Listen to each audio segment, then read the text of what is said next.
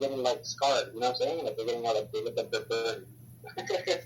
Yeah, I know. I've had to like bust out the fucking moisturizer, man, because I go through like maybe 5, 6 times a day. I'll be sanitizing, man.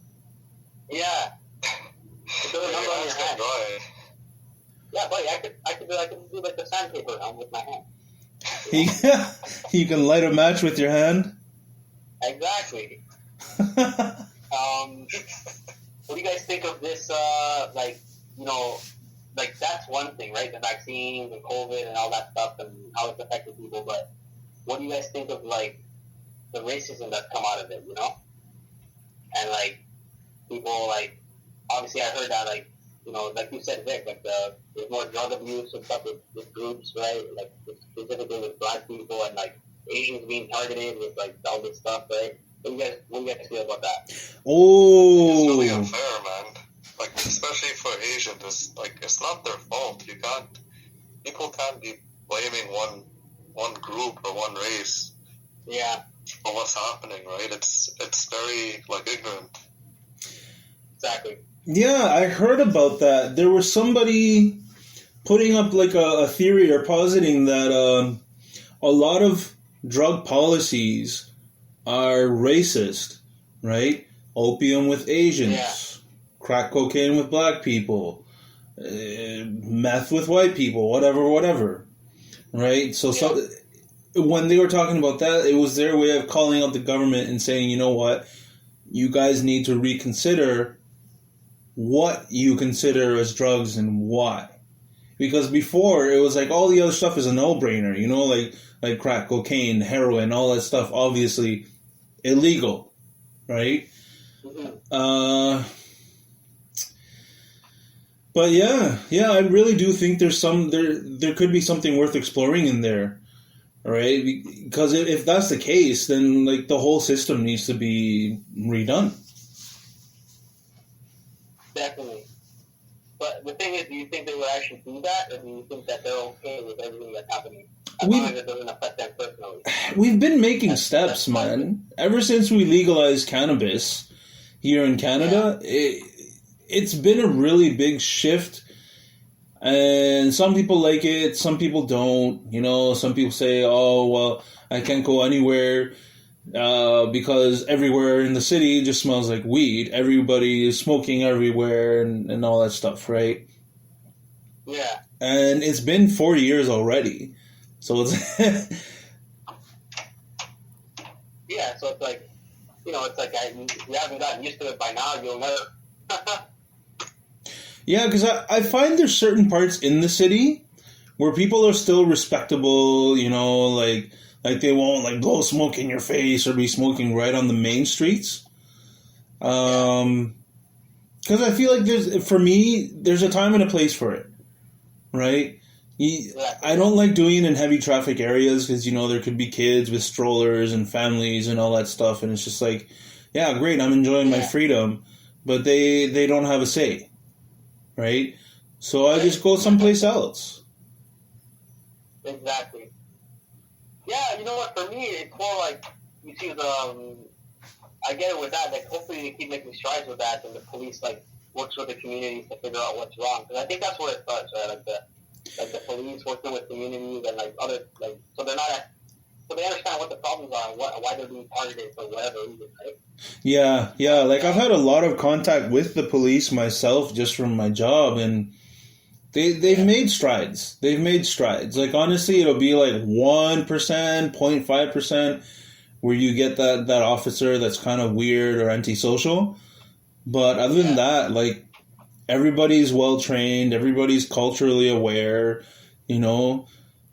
I still feel like it's on that same page of you won't find trouble if you don't cause it.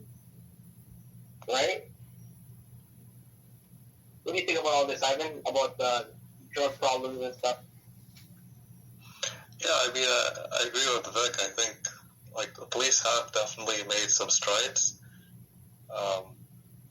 But I think in other places in the U.S., I think they got a long way to go with this type of thing. They got to do more training for their officers, and like, not biased, right? They got to do a better job at explaining what they're doing, why they're doing it, right? Not just targeting certain groups, certain races and stuff. And they should really work to get public trust. Yeah. The U.S. has a long way to go, man. If their cops are still pinning people down and then they say to the public, "Oh, I was afraid," that's a steaming hot pile of excuse. Yeah, I mean, if you're that afraid, you shouldn't be a cop. Bottom line. Yeah. Like you can't be that afraid to be a cop when you're dealing with somebody. You know, come on. Like, I respect what they do, man. I respect what they do because it takes courage to go in there, protect people that most of the time are like total strangers, and put yourself in the line of fire. Yep. Exactly. Yeah, it's a tough job, and I do respect that the work they do. Right? It's not easy. It's not easy. The situations they have to be in, and the stress of reacting. Yep.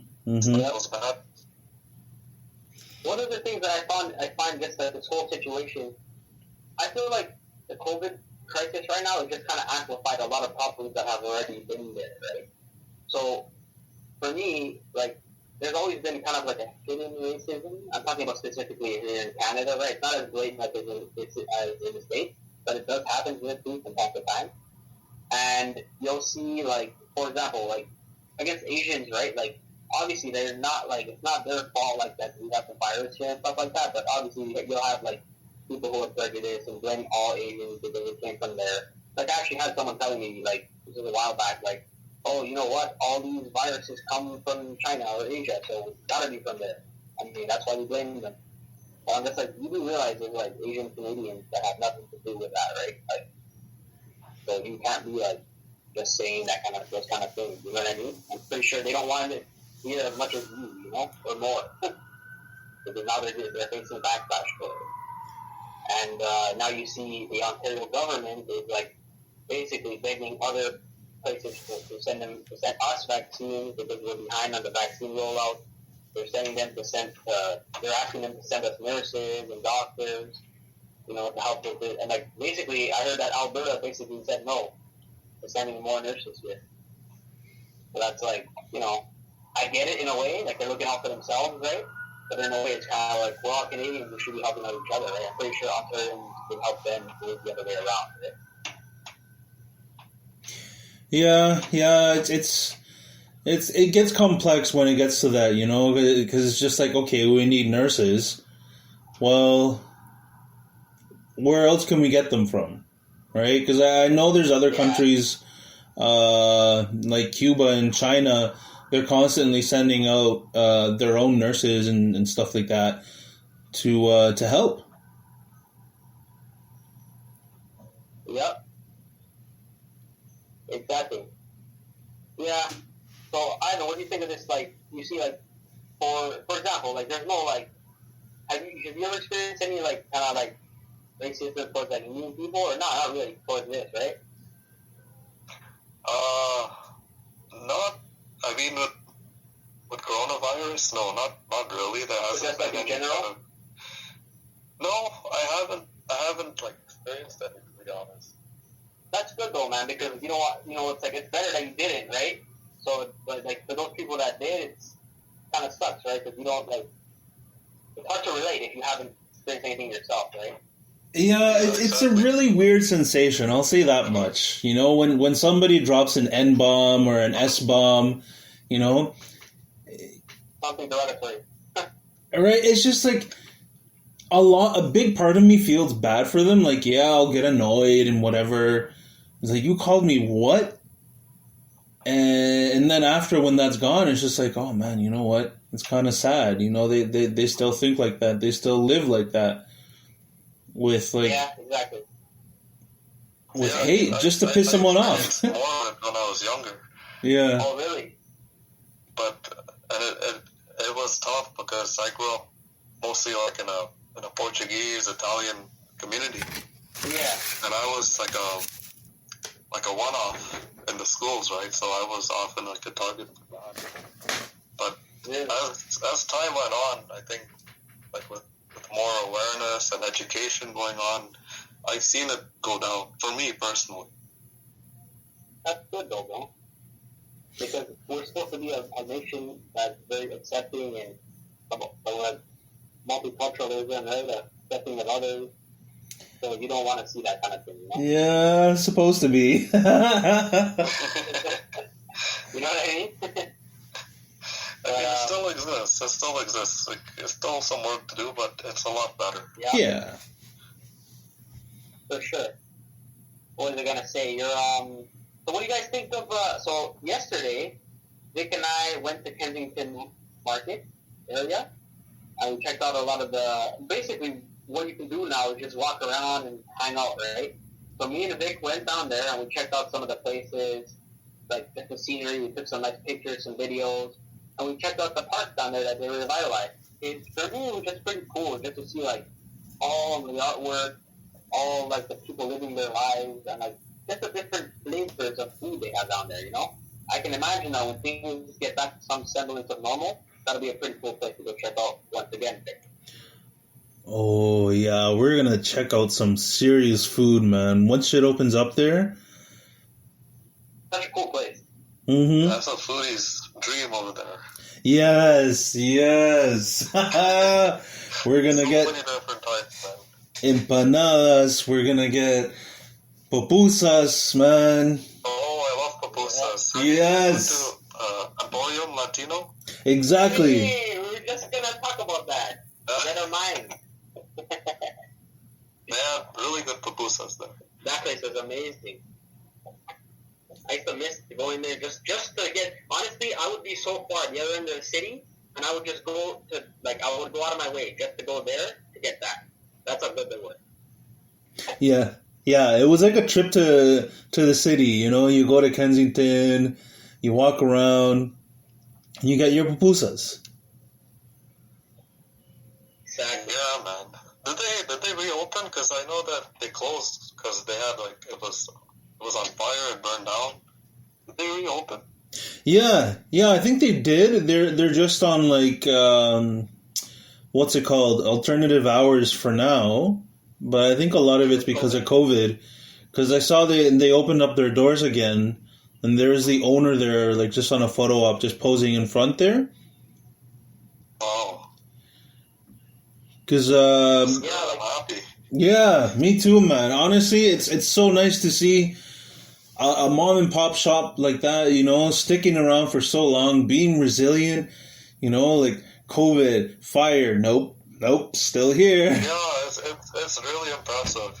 Most places I've seen that burned down, they never opened again, and lots of other places closed because of no business. Yeah. For them, like you said, like they're still there. That's impressive.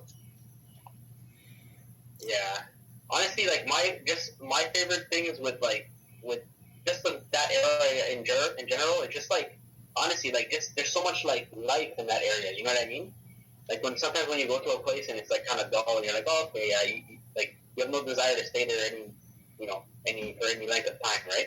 But if you go to that place, you want to stay there. You want to take pictures. You want to check out this food. You want to go to the park and just people watch. You know, you want to meet people. It's like there's so much cool things to do and see, and it just shows you how cool it is that in this time it's still like that. As we saw yesterday, Oh yeah. More so right after. Oh, good vibes all day, all night. You know, we had a little bit of entertainment, but yeah. Yeah, like cause I remember like before it used to be stigmatized. So we had the place where like there was shady people. You can get attacked and dangerous, like homeless, drug people. But like I mean, it's not just that, right? Like you gotta go there yourself to see what's up. Oh yeah, like It's a place full of life. A lot of things going. Well, pre-pandemic, it was a place like full of life there. They had the place I used to go called the Boat. Mm-hmm. And me and my buddies, we would go there. Really good music, really good vibes over there.